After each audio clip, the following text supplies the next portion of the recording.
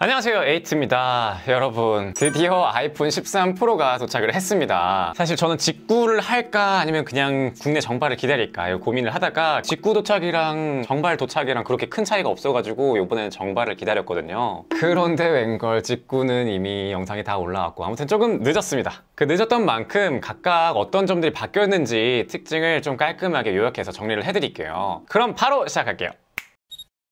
먼저 제가 구입한 색상은 시에라 블루 시블 색상이고요. 일단 박스 크기를 보니까 굉장히 얇죠. 당연히 충전기는 없을 것으로 보입니다. 그리고 특이한 게 요번에 좀 바뀐 점이 있어요. 원래는 이 옆면을 이렇게 비닐로 뜯으면서 언박싱을 할 수가 있었는데 이제는 전부 다 종이로 바뀌었습니다. 그래서 이렇게 싹 뜯으면 언박싱이 끝나요. 오호호호, 카메라 너무 큰데? 사실 색상의 경우에는 여러분들이 지금 보고 있는 것처럼 한눈에 봐도 고급지다라는 게 느껴지는데 그 와중에 저는 이 카메라 섬이 훨씬 더 눈에 들어오네요. 그 외 구성품으로는 C2 8핀 원래 있던 라이트닝 단자가 있고요. 사용 설명서와 스티커 정도가 있겠죠. 근데 스티커가 원래 이게 한 장이었나? 두 장 아니었나요? 이것도 환경인가? 아무튼 언박싱은 간단하게 이 정도로 끝내고 본격적으로 특징별로 아이폰 13 프로는 어떤 점이 달라졌는지 소개를 해드리도록 할게요. 디자인에서의 변경사항이 두 가지가 있습니다. 후면 카메라의 배치가 조금 달라졌다는 건데요. 기본 모델의 경우에는 카메라가 대각선으로 배치가 되었죠. 그런데 이 프로 모델의 경우에는 기존의 삼각형 형태와 똑같은 형태로 되어 있지만 그 크기가 정말 압도적으로 커졌어요. 이렇게 비교를 해서 보면은 카메라 섬이 정말 커졌습니다. 기존 12 프로의 경우에는 카메라 배치가 이 중앙선을 넘지 않았거든요. 그런데 카메라의 기능이 발전하면서인지 절반을 넘어서는 크기로 바뀌었습니다. 차라리 일반 프로가 아니라 프로 맥스였다면 비율상 더 괜찮았을지 모르겠지만 프로에는 좀 카메라가 과하다라는 느낌이 좀 드네요. 그리고 두 번째 디자인 변화는 바로 노치가 20% 정도 줄어들었다는 거예요. 노치가 작아졌기 때문에 굉장히 큰 변화라고 해야 될까요? 하지만 노치가 작아졌다는 게 기존의 아이폰 12에 비해서 더 사용성이 좋아졌다라고 말하기에는 조금 어려울 수도 있을 것 같아요. 여기 상단에 나오는 각각의 정보량이 더 많아진 것도 아니고 인디케이터들이 더 추가되지 않았습니다. 이렇게 가로 모드로 영상을 볼 때 아주 조금 더 넓게 볼 수 있다, 이 정도의 차이가 장점이라고 할 수 있겠네요. 하지만 여기서 좀 단점은 요즘에 16:9 비율에서 2:1 비율의 유튜브 영상도 많이 쓰고 있는데 아래에 있는 12 프로 같은 경우에는 왼쪽 부분에 노치가 따로 보인다거나 그러진 않는데 13 프로의 경우에는 노치 부분이 살짝 튀어나와 있습니다. 그래서 2:1 비율의 화면을 볼 때 또는 영화를 볼 때는 이 부분이 오히려 더 거슬릴 수도 있을 것 같아요. 노치가 줄어들었지만 이 위아래 높이로는 오히려 두꺼워졌거든요. 그렇기 때문에 이런 현상이 발생하는 것 같습니다. 물론 이 페이스 아이디를 사용하기 위해서는 다양한 센서들이 같이 들어가 있어야 하기 때문에 완전히 갤럭시처럼 펀치홀로 가기에는 역부족일 수 있겠지만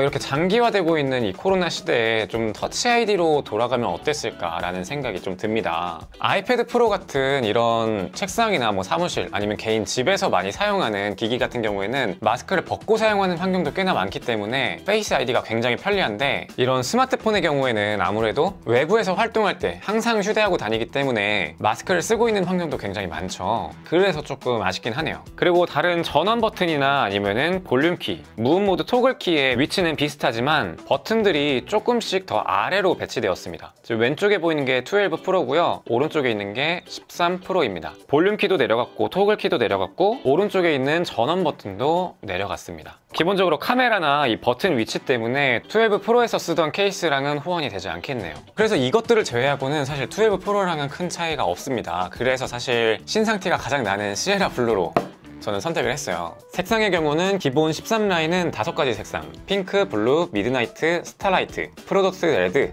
이렇게 나왔고 프로 라인은 시에라 블루, 실버, 골드, 그래파이트 이렇게 4가지 색상으로 나왔습니다. 전 개인적으로 스타라이트 색상이 이 프로 라인에도 있었으면 좋겠다 라는 생각을 했는데 시에라 블루도 이렇게 실물을 보니까 굉장히 고급지고 예쁘네요. 언뜻 보면 기존에 있던 12 프로와의 색상이 비슷하다라는 생각이 좀 들 수도 있지만 그것보다 조금 더 밝은 색상, 연한 색상이라고 생각하시면 좋을 것 같습니다. 그리고 이게 양손에 쥐었을 때 가장 체감되는 거는 바로 두 번째로 무게예요. 카메라 섬이 이렇게 커지고 성능적으로 훨씬 더 뛰어나지다 보니까 아이폰 12 프로보다 아이폰 13 13이 훨씬 더 무거워졌다는 게 느껴집니다. 그래서 실측을 해보면 아이폰 12 프로는 186g에서 7g 사이, 그리고 아이폰 13 프로는 205g 정도가 나오네요. 모두 다 필름이나 뭐 그 외에 어떤 것도 붙이지 않은 상태고요. 불과 15g 정도 차이 밖에 라고도 할 수 있지만, 이렇게 작은 스마트폰에서 15g 차이는 굉장히 크게 느껴집니다. 어떻게든 1g 1g 줄이는 트렌드에서 아니 그냥 우리는 성능인데? 약간 이런 느낌으로 배짱 장사하는 거 아닌가 싶기도 하는데, 그만큼 성능이야 워낙 뛰어난 아이폰이니까 또 이해가 되는 것 같기도 하고, 아무튼 결론은 조금 무거워졌다.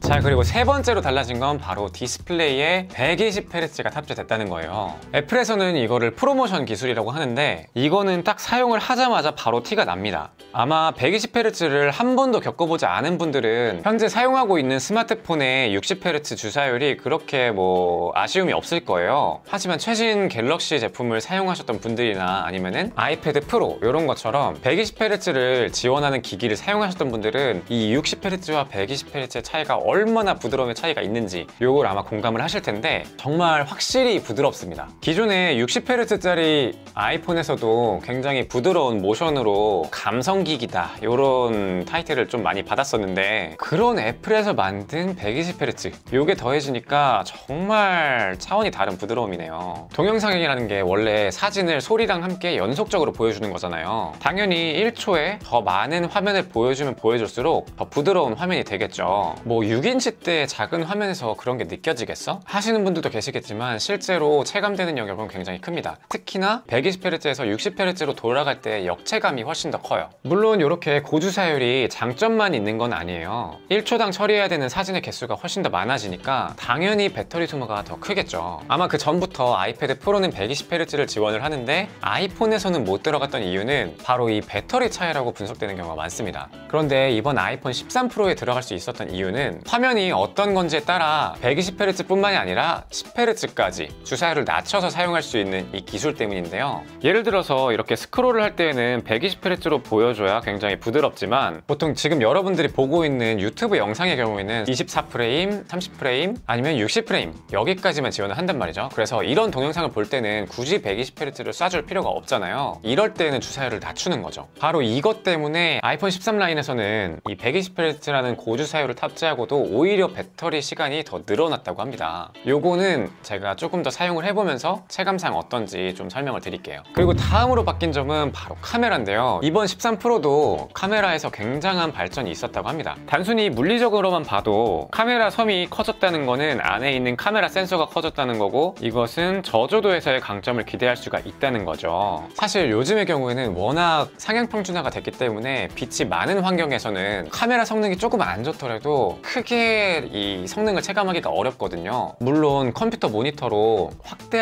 확대하면은 차이가 분명하겠지만 크게 의미 있는 화질 차이라고 느끼기는 어렵습니다. 하지만 저조도에서는 꽤나 차이가 많이 나죠. 그래서 이번 아이폰 13 프로에서의 저조도 환경에서 카메라 개선이 굉장히 좀 기대가 되고, 이거는 아예 카메라 비교로 따로 컨텐츠를 다루도록 할게요. 화질 외적으로 달라진 점은 기존에 12 프로의 경우에는 2배 망원 렌즈가 있었지만 이번에는 3배 망원 렌즈로 탑재가 되었어요. 그래서 좀 더 멀리 있는 물체를 화질 손상 덜하게 찍을 수가 있게 되었죠. 망원 카메라를 잘 사용하던 분들에게는 굉장한 희소식이라고 생각이 들어요. 이뿐만 아니라 접사 모드가 됩니다. 스마트폰의 접사 렌즈라고 하면은 갤럭시 기종에서 약간 보급형 라인에 재미 위주로 들어가는 그런 렌즈라고 저는 인식이 박혀 있는데, 이번 아이폰 13 시리즈에는 들어갔습니다. 2cm가량의 초근접에서도 초점이 잡힌다고 하는데요. 한번 테스트를 진행해 볼게요. 먼저 기존 아이폰 12 프로로 아주 가까이에서 이렇게 초점을 잡으면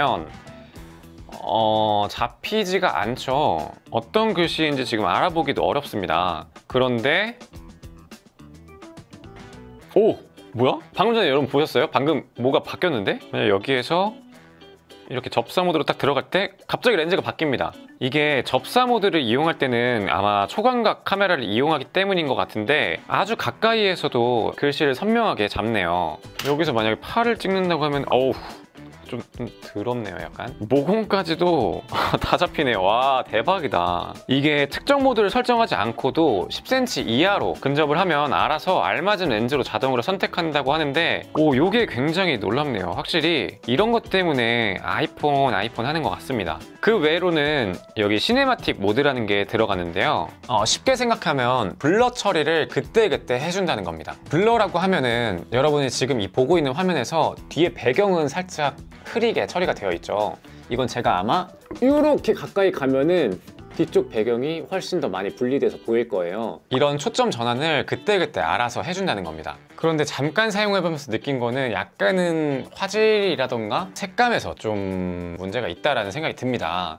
화이트 밸런스가 굉장히 많이 깨져요. 제가 여기서 뒤로 돌아가면은 당연히 머리가 먼저 비춰지면서 제 색깔이 바뀌니까 오토 화이트 밸런스가 바뀔 수밖에 없는데, 여기서 너무나도 많은 차이가 있죠. 그리고 결과물을 봤을 때 약간 이 블러 처리가 소프트웨어적으로 처리를 하는 거기 때문에 조금은 어색하다라는 생각이 좀 듭니다. 이런 소프트웨어적인 블러 처리 때문에 어색해서 인물 사진 모드를 사용하지 않으셨던 분들에게는 아마 이 시네마틱 모드도 잘 사용하지 않게 될 기능이지 않을까 싶어요. 추가적으로 FHD까지밖에 지원을 하지 않는다는 점도 조금 아쉬운 영역이네요.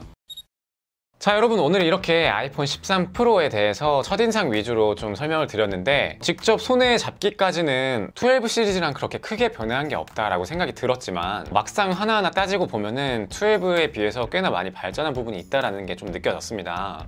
이 노치 없애는 것과 무게 줄이기, 요것까지만 해결을 하면은 정말 극찬할 수 있는 제품이지 않을까 싶은데, 이런 부분 때문에 조금은 아쉽긴 하네요. 다음에는 조금 더 긴 사용기를 가지고, 그리고 다양한 분석들을 가지고 돌아오도록 하겠습니다. 이번 영상은 여기까지고요. 제 영상이 도움이 되셨거나 에이트를 더 보고 싶다 하시는 분들은 좋아요와 구독 부탁드립니다. 감사합니다.